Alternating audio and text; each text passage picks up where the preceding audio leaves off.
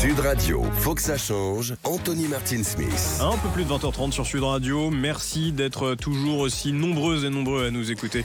Et les messages que nous recevons, nous font du bien. On démarre tout de suite avec les changements à la une. Mathéo Lamblot. Agissons ensemble pour une société plus juste. L'association APF France Handicap présente Sud Radio, les changements à la une.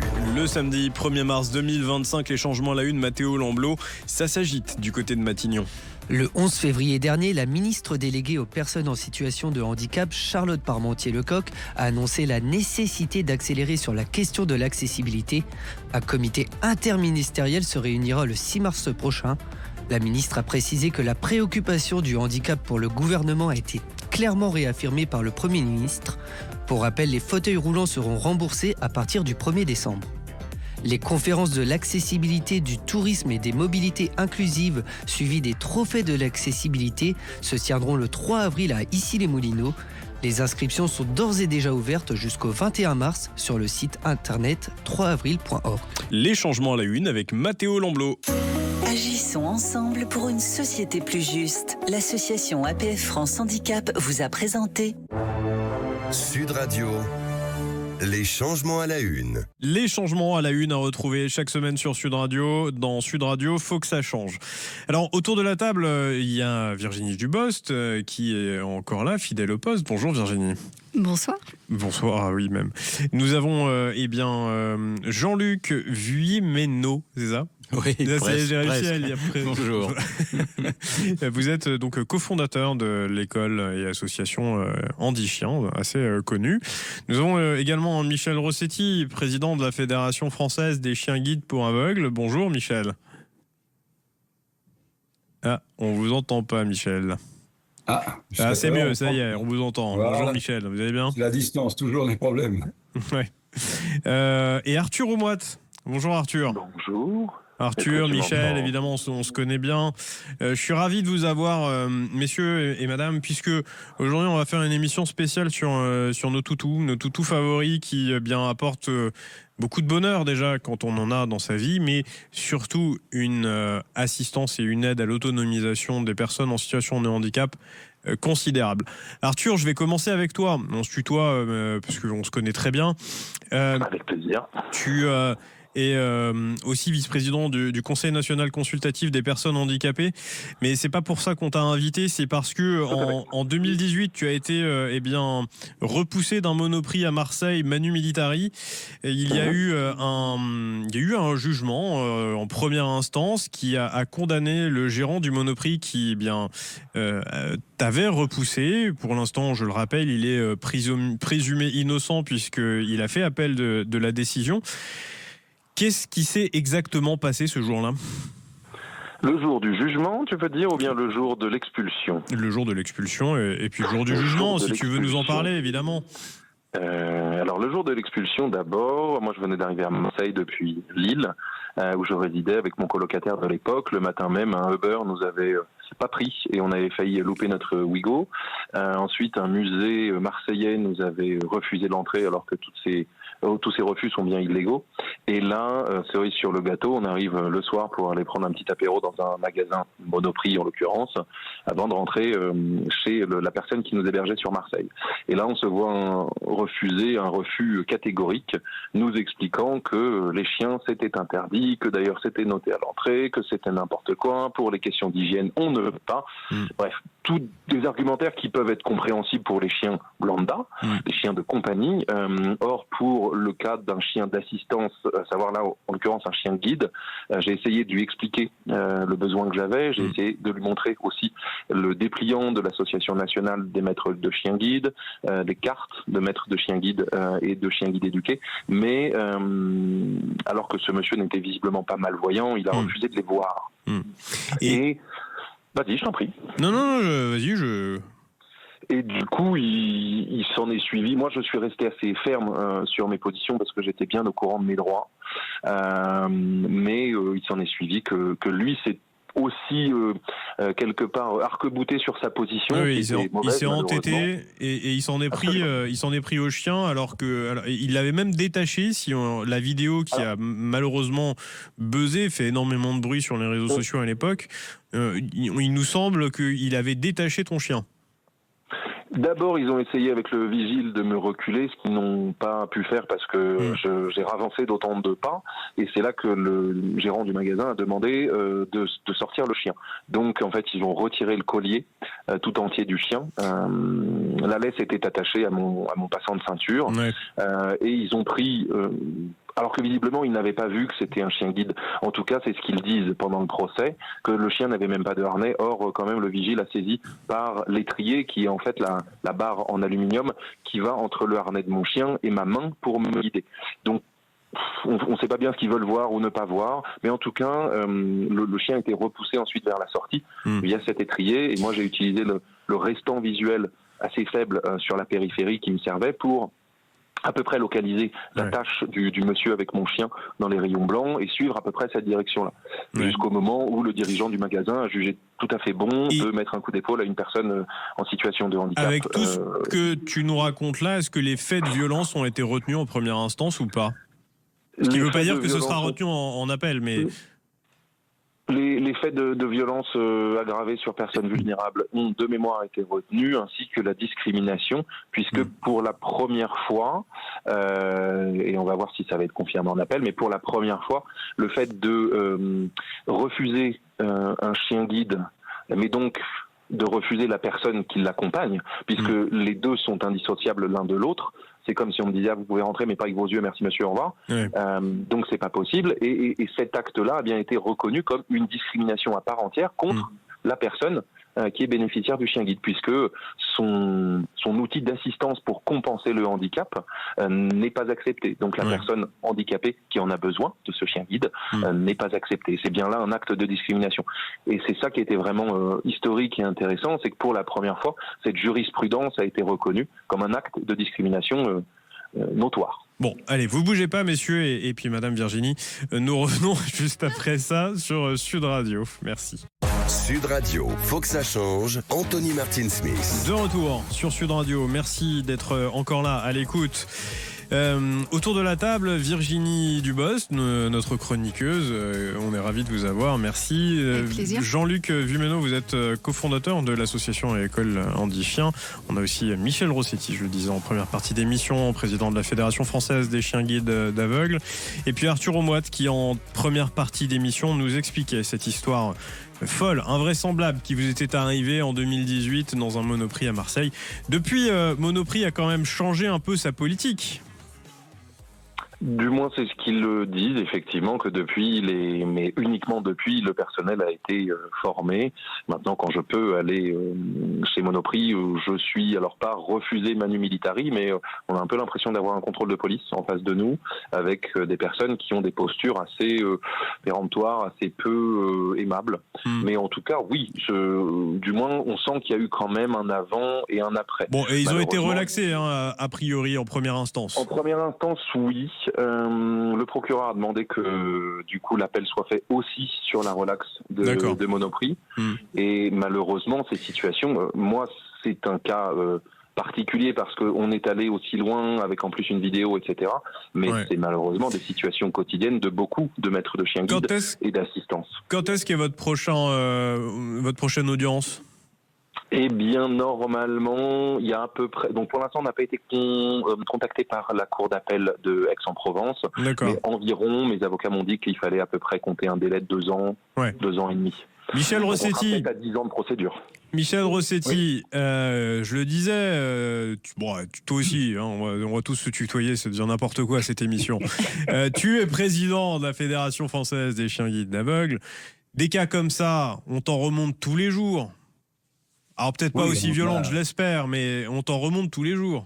Oui, il y en a. On remonte surtout auprès de l'association des maîtres de chiens guides, qui est une association qui est membre de la fédération. Oui. Et cette association qui est composée des maîtres de chiens guides, c'est elle qui règle ces problèmes. Et je crois que à quelques unités près, mais il y a eu l'année dernière un peu plus de 230 signalements Alors ça concerne les chiens guides, mais aussi les chiens d'assistance, puisque cette association a passé une convention avec Handi Chien, puisque le monde du chien d'assistance est assez uni, et donc cette association gère les refus d'accès. Alors effectivement, il y en a beaucoup.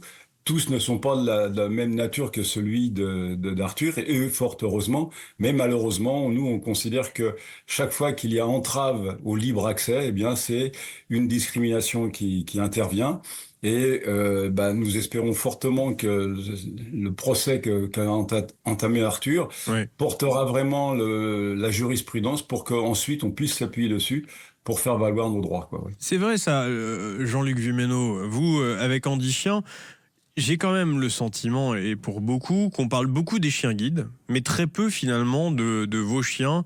Et je peux voir aussi que lorsqu'on parle de chiens guides, déjà il y a quand même par moment des personnes qui soit sont de mauvaise foi ou font mine de ne pas comprendre de quoi il s'agit. Mais dans votre cas, c'est encore, j'ai envie de dire, pire, non ? Pire dans quel sens ? Pire le refus d'accès ? Le refus d'accès ou même la méconnaissance totalement. de vos animaux d'assistance. Avec Michel Rossetti, des chiens guides aveugles, nous partageons le même objectif, c'est que ces chiens qui assistent des personnes en situation de vulnérabilité puissent être partout, en tout lieu et tout le temps accueillis. Et un exemple, alors c'est pas remonté au niveau d'une juridiction quelconque, mais parce que la personne qui était bénéficiaire de ce chien ne l'a pas souhaité. Mais il y a à peu près 2 ans ou 2 ans et demi de cela, un grand chocolatier pâtissier sur l'avenue, la plus belle avenue du monde, l'avenue des Champs-Élysées, et le vigile à l'entrée a rejeté, comme on vient de l'entendre, malheureusement, manu militari, une personne en fauteuil avec un chien d'assistance. Et vous faites quel type de chien, justement, pour quel type de pathologie ? Alors, Handi Chien à 35 ans, pratiquement. La première des missions a été d'éduquer des chiens pour des personnes à mobilité réduite, en fauteuil ou non, mais plus généralement en fauteuil. Ça vient d'une formation qui est en fait issue des États-Unis, où ces chiens-là préexistent, que nous avons importés en France. Et puis les missions se sont diversifiées. C'est des formations spéciales, ça va être différent que des chiens pour déficients visuels. Ça va être des formations. Alors les méthodes d'éducation sont relativement proches, le cursus est assez proche, mais les missions d'assistance sont différentes dans ce sens que par exemple, lorsqu'une personne est en fauteuil, le chien va faire des transferts d'objets, va aider tout simplement. Mon téléphone qui est là, je le fais tomber. Si je suis en fauteuil, je vais avoir énormément de mal à le ramasser, ou une clé, etc. Ouvrir une porte aussi, j'ai déjà vu ça. Voilà, aller chercher le téléphone. Moi, la première fois que je les ai rencontrés, c'était aux États-Unis, et le chien avait Abdul et Jingle. Il était en train d'appeler l'ascenseur derrière moi. C'est comme ça qu'on les a découverts. Et ces chiens ont d'autres missions. Aujourd'hui, il y a des chiens d'assistance à la réussite scolaire, donc qui accompagnent des enfants en difficulté d'apprentissage. Un soutien émotionnel émotionnel, un soutien plus qu'émotionnel, parce que aujourd'hui la bibliographie scientifique montre qu'ils apportent beaucoup plus qu'un soutien émotionnel. Il y a des chiens qui sont fortement d'actualité aujourd'hui, sont les chiens d'assistance judiciaire qui accompagnent les victimes de sévices ou de crimes, malheureusement souvent des enfants ou des femmes. Et puis il y a 3 autres spécialités, les chiens détecteurs de crise d'épilepsie, donc qui vont être en direction de bénéficiaires qui sont pharmacorésistants et qui ont un handicap invisible, mais malheureusement des crises sévères d'épilepsie. Et le chien a la lourde mission de prévenir et d'alerter la crise. Et puis pour 2 autres missions, vous avez aussi les chiens dits d'assistance et d'éveil qui vont accompagner des enfants avec les parents. On établit une sorte de triade, des enfants qui auront d'autisme éventuellement, ou de difficultés aussi de socialisation, des difficultés d'intégration, et le chien va venir intervenir avec les parents pour soutenir l'enfant sur le plan émotionnel, mais aussi dans son apprentissage, dans son développement, dans sa réouverture au monde, parce que le chien a une formidable passerelle avec le monde extérieur. Et alors, est-ce que ces chiens, qu'ils soient guides ou qu'ils soient d'assistance, on va dire généralisée, ont les mêmes droits ? Parce que il me semble que dans les...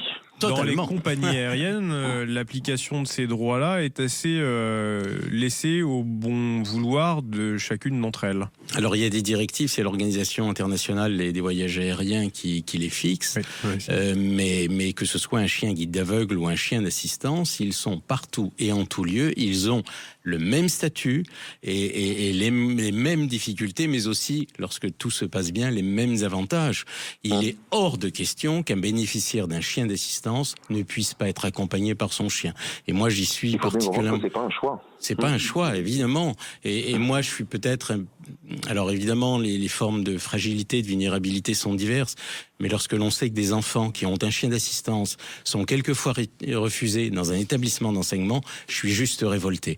Et à chaque fois, il faut ce que disait Michel tout à l'heure. Soit on va devant une juridiction, soit dans une première intention, on va essayer de faire comprendre au ministère compétent qu'il existe des textes et ces textes-là doivent être respectés. Et moi, j'ai une question pour vous tous nos invités. Par exemple, je me mets à la place des personnes dans la rue, des particuliers qui ne sont pas du tout sensibilisés ni aux chiens d'assistance, ni à la déficience visuelle, par exemple. Et souvent, les personnes ont le réflexe de caresser le chien, d'aller vers le chien. Quelles sont les bonnes pratiques et les choses à faire et ne pas faire, justement, vis-à-vis des chiens, vis-à-vis des maîtres, dans ces cas-là, en fait. Michel Rossetti, on vous a peu entendu. Oui, moi-même, je suis même utilisateur de chien guide. Alors, le terme utilisateur est un terme qu'on emploie comme ça, mais c'est d'abord... qui objectise un peu le chien, quand même. Voilà, c'est ça. Ouais. Donc, j'en suis avec mon 5e, et ça fait 31 ans que je circule. Je dirais qu'en règle générale, il vaut mieux ne pas caresser ou appeler le chien. Ça, c'est d'une manière générale. Parce que ça peut le déconcentrer, parce que vous avez comme chaque chien est différent, il y a des chiens qui vont être plus ou moins sensibles à l'appel, etc. Par contre, à partir du moment où on s'adresse au maître, lorsque, par exemple, on est dans un arrêt de bus ou dans une station de métro et qu'on s'adresse d'abord au maître, on peut tout à fait, si l'envie est si forte de caresser le chien, à partir du moment où on a demandé au maître, ça pose pas de souci. Le maître sera en capacité de dire oui ou non en fonction de la connaissance de son chien.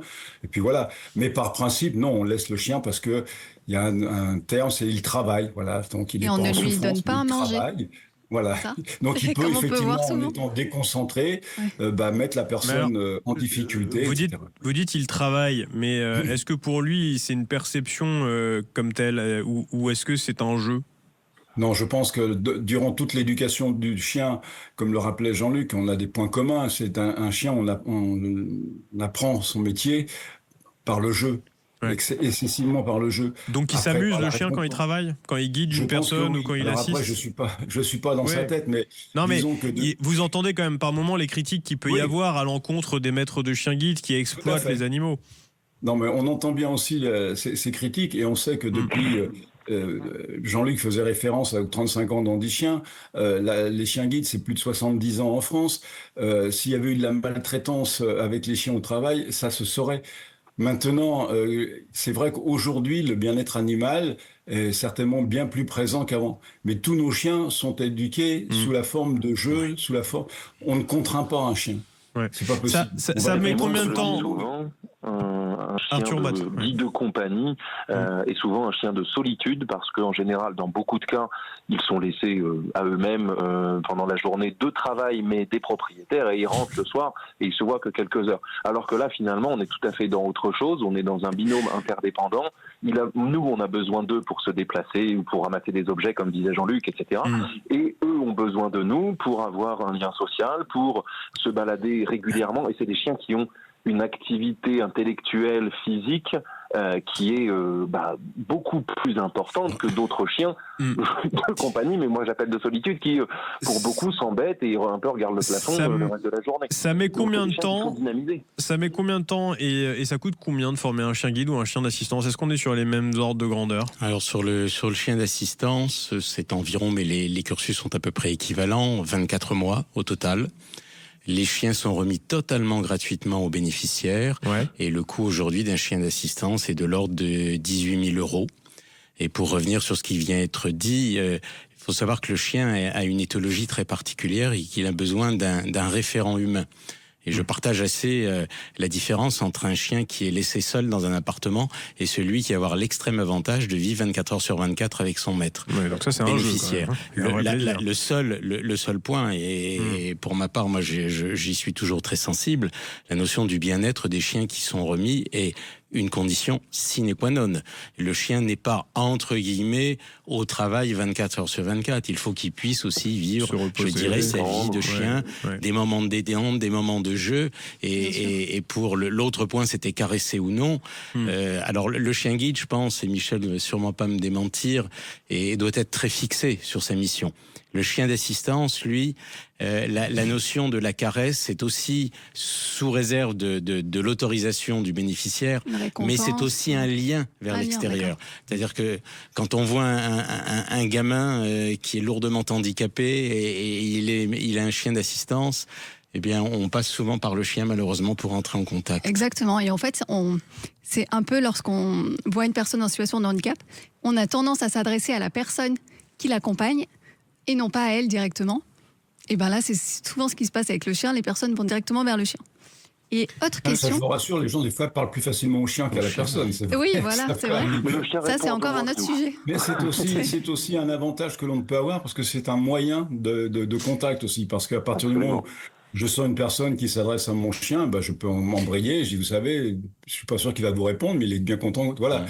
C'est un moyen de contact également. C'est un lien social, le chien. On sait. Et comme le rappelait Jean-Luc, quand on dit il travaille, par exemple, pour un chien guide, il travaille le temps de son déplacement avec son maître. Michel Rossetti, tu vas pas échapper au benchmark néanmoins.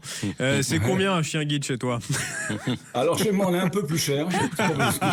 C'est C'est pas parce qu'ils sont meilleurs, c'est simplement parce que il y a peut-être des conditions un petit peu différentes d'éducation. Ouais. On a une sélection qui est peut-être un peu plus sévère. Je dis bien peut-être, hein, je dis pas, parce que justement le chien, comme le rappelait Jean-Luc, quand il travaille avec nous, il a vraiment un niveau de responsabilité important. Ouais, beaucoup plus lourd.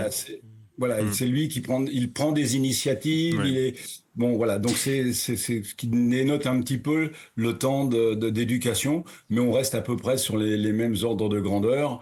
Mais alors le chien guide, c'est un GPS, il sait où il va et est-ce qu'il voit les feux rouges? Non mais vraiment, je crois que c'est des questions qu'on a déjà entendues, alors je les pose. Absolument. On va tout de suite le dire, le petit bonhomme vert, le petit bonhomme rouge, non. Ouais. Mais par contre, oui, il peut avoir, avec beaucoup d'expérience, le chien peut apprendre un peu j'appelle ça le sens de la circulation, c'est-à-dire que il va, quand les voitures commencent à s'arrêter, etc., etc., mais c'est toujours le maître qui prend les décisions, ça c'est évident parce que... Et qui va dire où on va.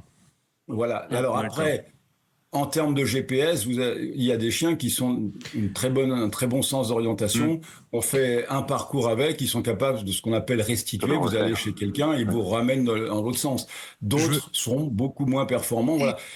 Après, c'est une complémentarité. On parle beaucoup aujourd'hui des nouvelles technologies. C'est sûr que c'est pas le GPS. Le chien, s'il n'a jamais été, s'il ne connaît pas l'adresse. Mais par contre, avec un GPS, ça peut être encore un peu plus confortable pour la personne. Je vais terminer juste avec une question très très rapide, messieurs. Andy Chien et FFAC, Fédération Française des Chiens Guides d'Aveugles. Comment sont financés aujourd'hui vos chiens qui coûtent manifestement cher? C'est pas le bénéficiaire qui les paye. Les chiens sont remis totalement gratuitement et pour 98% de son budget, Andy Chien repose sur la générosité du public. Et pas de l'État. Et pas de l'État, malheureusement, alors que ces chiens accomplissent une mission de service public, accomplissent une mission de santé, une mission quasiment d'hygiène mentale et d'hygiène publique. Et c'est une vraie difficulté aussi que d'essayer de faire prendre en compte la problématique du handicap assisté par un chien. Eh ben, merci à vous trois et Virginie également du Boss, chroniqueuse dans l'émission. Michel Rossetti, président de la Fédération des Chiens Guides d'Aveugles. Et puis Jean-Luc Vuillemeno, excusez-moi, cofondateur de l'association Andy Chien. Et puis Arthur Aumoite, eh bien, vous êtes vice-président du Conseil national consultatif des personnes handicapées. Allez, bougez pas sur Sud Radio, les programmes continuent.